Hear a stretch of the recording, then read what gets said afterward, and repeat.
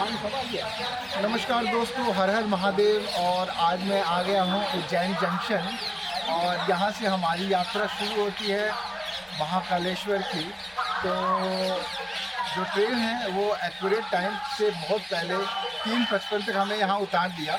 और अब हम अपने जो होटल है महाकाल होम स्टे, वहाँ के लिए मूव करते हैं।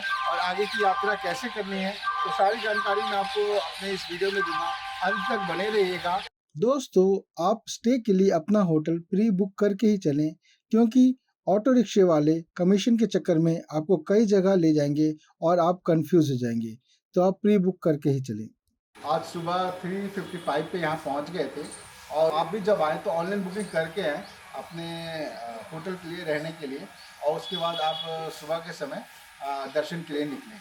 तो आप जब भी आएँ तो वीक डेज में आएँ, मंडे टू फ्राइडे आएँ, तो उस समय आप जो दर्शन है बहुत ही आसानी से हो जाते हैं।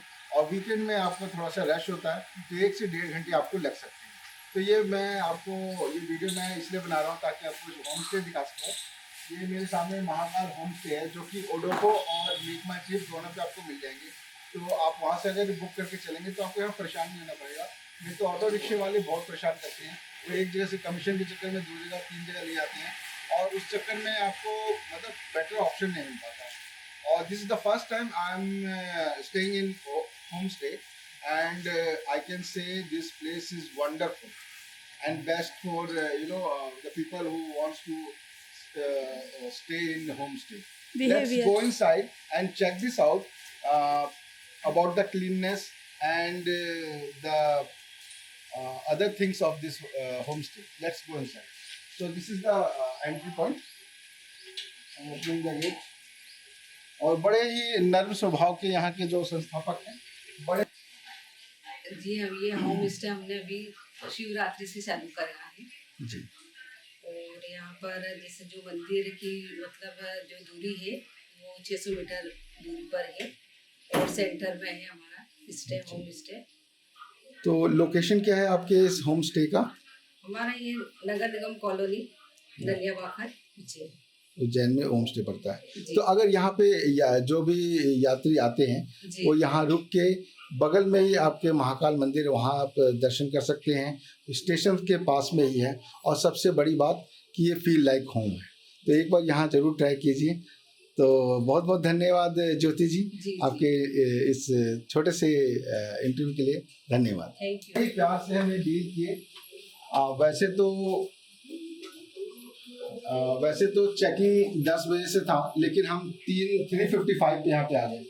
तो उन्होंने बोला कोई बात नहीं, आप आ जाइए, कोई दिक्कत नहीं है। और चेकआउट तो आपका 10 बजे रहेगा।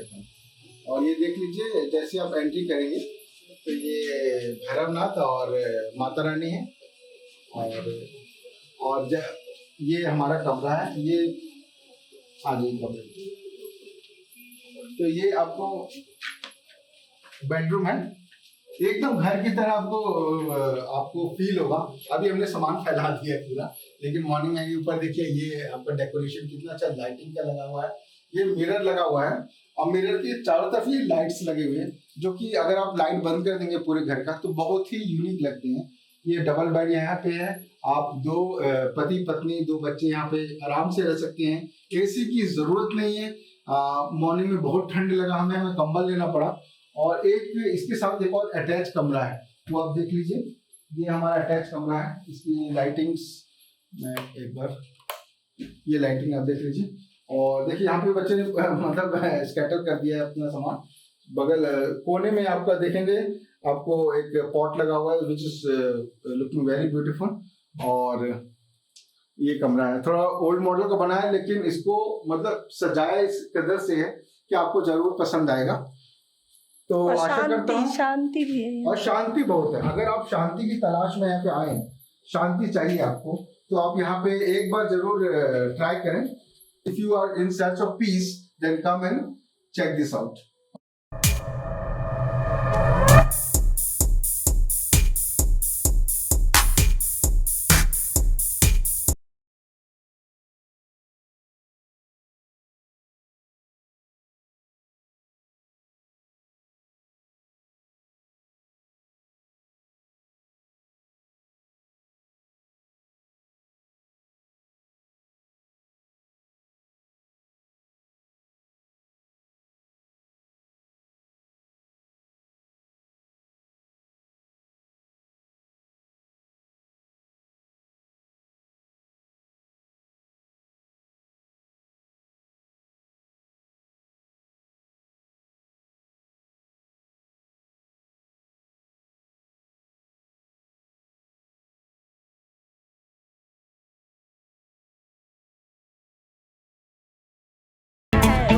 जय महाकाल। हर हर महादेव। हर हर महादेव, हर हर महादेव। दोस्तों, होटल में फ्रेश होने के बाद हम निकल पड़े श्री महाकाल जी के दर्शन करने के लिए। तो देखिए, इस समय मैं महाकाल जी के मंदिर के पास खड़ा हूँ। दोस्तों, अगर आप घर से सोच के चले हैं कि आपको भस्म आरती देखनी है वो भी फ्री, तो आपको रात को 12 बजे से सुबह के 8 बजे तक लाइन में लगना होगा और अपने साथ एक आईडी लाना होगा। आपको आईडी दिखाते एक फॉर्म मिल जाएगा, उस फॉर्म को भर के आपको दोपहर के 11 बजे जमा करना होगा। तो नेक्स्ट डे आपको भस्म आरती के लिए एंट्री मिल जाएगी। इसके दर्शन करने के बाद अब भोले बाबा ने हमें यहाँ बुला लिया है, महाकाल। ये देखो गुड्डू, ये कॉरिडोर है। दोस्तों, ये जो आप देख रहे हैं ये महाकाल जी के मंदिर जाने का रास्ता है और यहाँ पे बैरिकेडिंग लगी है। जहाँ तक कैमरा अलाउड है मैं आपको दिखाऊंगा। और हमने ये प्लान किया है कि शाम के समय कॉरिडोर हम घूमेंगे, तो थोड़ा बहुत झलक अभी भी आप देख सकते हैं कॉरिडोर का। और शाम को देखने का मज़ा ही अलग होता है, क्योंकि शाम को आपको लाइटिंग्स इतनी अच्छी आपको प्रतीत होगी और थोड़ा ठंडक भी महसूस होगा। और भी कई चीज़ें हैं जो कि मैं कॉरिडोर के वीडियो में आपको दिखाऊंगा। तब तक के लिए आप देखिए मंदिर श्री महाकाल का। अद्भुत संगम है, त्रिदेव हैं, शिव शंकर जी और कृष्ण भगवान नारायण जी हैं और गणपति बप्पा यहाँ बैठे हुए हैं बगल में। देखिए कितना अच्छा सजाया गया है चारों तरफ।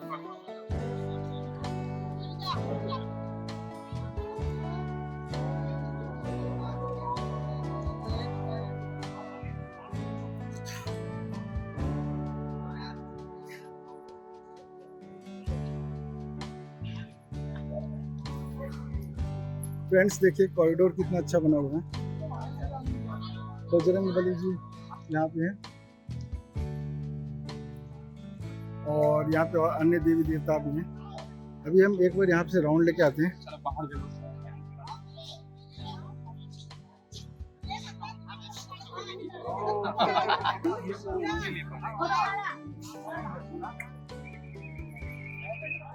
हो गया। पापा, इसको मैं डाल के ले लीजिए। शिव शंकर जी बड़े ही ध्यान मुद्रा में यहाँ बैठे हुए हैं। दोस्तों, महाकाल मंदिर के पास आपको एक गार्डन मिलेगा जिसमें बीच में शिव जी बैठे हुए हैं और उसके चारों तरफ एक राउंड शेप का गार्डन टाइप का बना हुआ है। उसको जरूर देखिएगा, बहुत ही अच्छा सेल्फी पॉइंट है, फोटो भी खिंचा सकते हैं। तो चलिए आगे बढ़ते हैं। दोस्तों, यहाँ पे भी आपको कई सारे देवी देवताओं की मूर्तियाँ बनाई गई हैं। तो फ्रेंड्स, मैं महाकाल के मंदिर में आ चुका हूँ और जल्द ही दर्शन होने वाला है। आज वीकडेज है, मंगलवार, भीड़ नहीं है। तो वीकडेज में आप आइए और आराम से दर्शन कीजिए। और वीकेंड में आएंगे तो आपको बहुत ही भीड़ देखने को मिलेगा।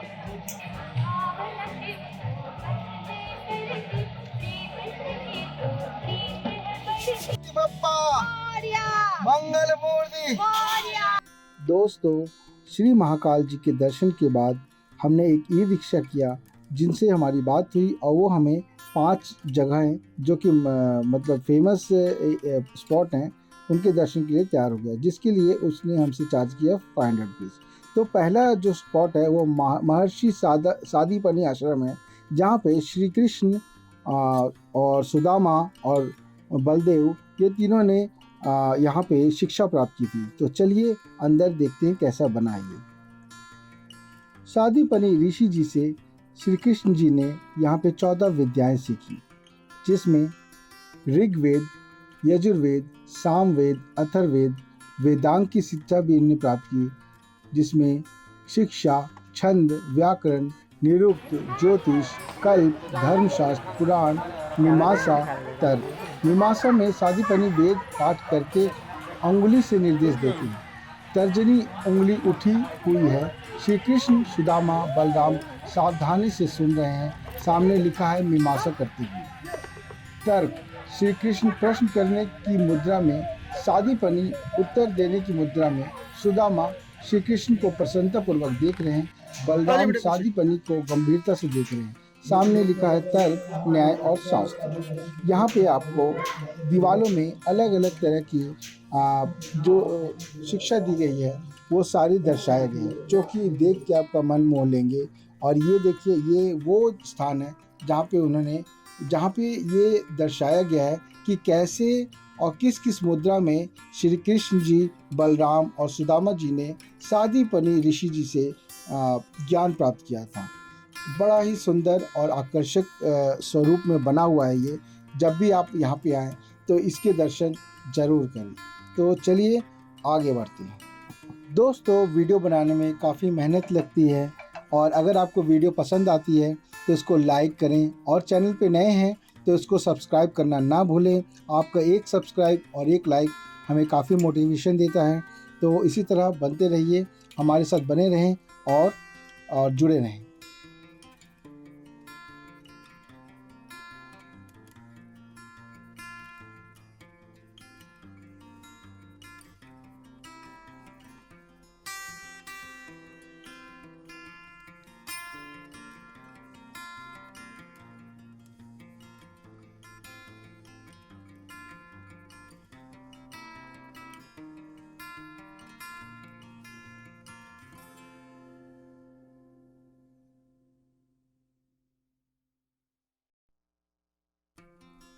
तो दोस्तों, आ गए हम सेकंड लोकेशन पे, जो कि मंगलनाथ मंदिर है।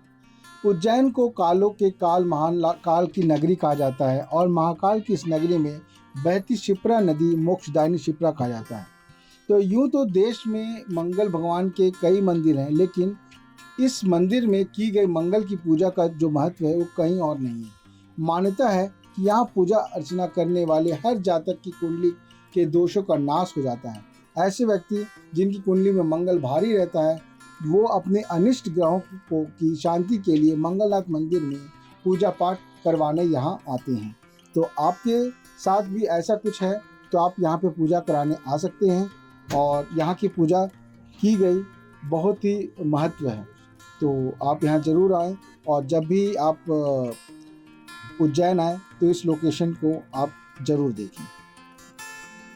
दोस्तों, इस मंदिर के जस्ट बगल से ही शिप्रा नदी होती हुई गई है और आप देखिए कैसे यहाँ पे सेटअप पहले से ही रखा हुआ है। बस आपको आना है, पुजारी से बात करना है।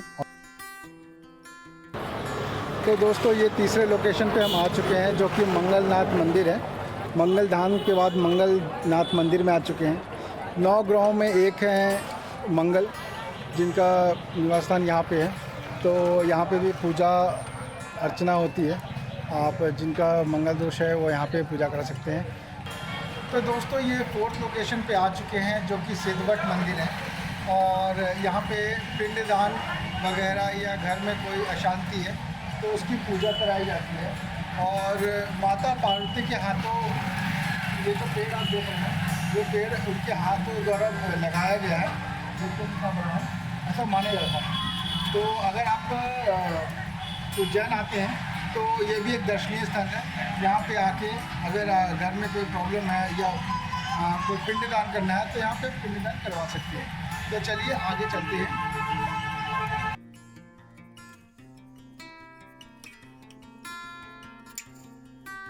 दोस्तों, ये 5th लोकेशन पे आ चुके हैं हम, जो कि काल भैरव मंदिर है। और यहाँ पे सैकड़ों के तादाद में भक्त यहाँ पे आते हैं और चढ़ावे के रूप में शराब और सरसों का तेल ये चढ़ाया जाता है। कहा जाता है अगर आपने उज्जैन के महाकाल के दर्शन किए और इनके दर्शन नहीं किए तो यात्रा अधूरी मानी जाएगी। तो जब भी आप आएँ तो यहाँ ज़रूर दर्शन करें और इनकी कृपा प्राप्त करें। और देखिए, आज के दिन भी काफ़ी भीड़ यहाँ पे है। दोस्तों, 6th लोकेशन पे जाने से पहले रास्ते में हमें बंदर मिल गए, जिनको हमने केले खिलाए और हनुमान जी की कृपा प्राप्त की। तो दोस्तों, हम आ चुके हैं 6वें स्थान उज्जैन में, जो कि गढ़कालिका मंदिर है और ये भी एक शक्तिपीठ है। कालजयी कवि कालिदास गढ़कालिका देवी के उपासक थे। कालिदास के संबंध में मान्यता है कि जब से वे इस मंदिर में पूजा अर्चना करने लगे तभी से उनके प्रभावशाली व्यक्तित्व का निर्माण होने लगा। कालिदास रचित श्यामला दंडक महाकाली स्तोत्र एक सुंदर रचना है। ऐसा कहा जाता है कि महाकवि के मुख से सबसे पहले यही स्तोत्र प्रकट हुआ था। यहाँ प्रत्येक वर्ष कालिदास समारोह के आयोजन के पूर्व माँ कालिका की आराधना की जाती है। गढ़ कालिका के मंदिर में माँ कालिका के दर्शन के लिए रोज हजारों भक्तों की भीड़ जुटती है। तो दोस्तों, हम आ गए हैं लास्ट डेस्टिनेशन उज्जैन में, जो कि भरतरी गुफा है। तो अंदर चलते हैं और आपको भी दिखाते हैं कैसा। यह गुफा बड़ा शांत और रम्य स्थल है। यहाँ भरतरी की समाधि है। परम तपा पूत महाराज भरतरी सम्राट विक्रम के ज्येष्ठ भ्राता थे। ये संस्कृत साहित्य के प्रकांड पंडित थे।